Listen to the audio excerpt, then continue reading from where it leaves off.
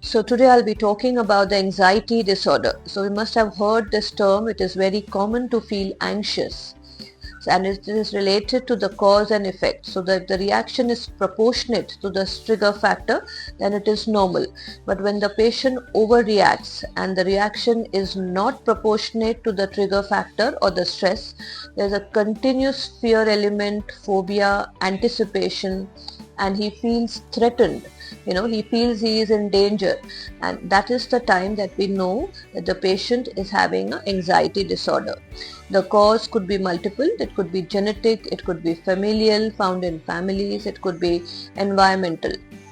Now what happens is basically there is an imbalance of the neurotransmitters, that is the serotonin, the norepinephrine, and that makes the patient quite vulnerable, and he feels that he is in danger all the while, and there is a fight or a flight response which is there without any causative factor.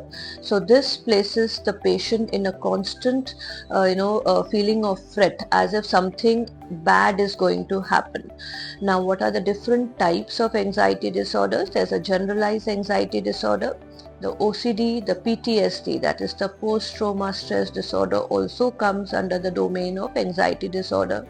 Then there is social phobia, that is social isolation, where the patient has fear of rejection, criticism, and so he is away, doesn't want to face people. There's certain subjects, like we have, say, selective mutism, where the patient is normal with his known people and family, but in particular conditions, say at school or in the office where he has to perform, he remains silent because of the fear element.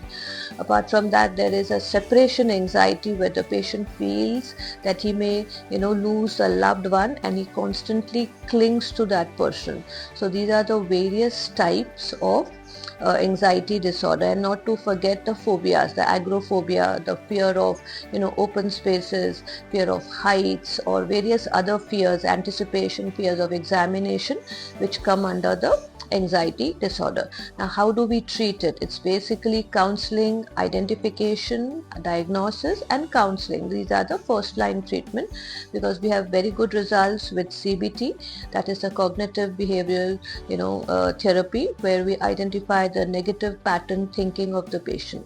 Apart from that, medicines are available, but it's very important to diagnose it earlier so that we can help the patient, so that he doesn't get into a long-term problem.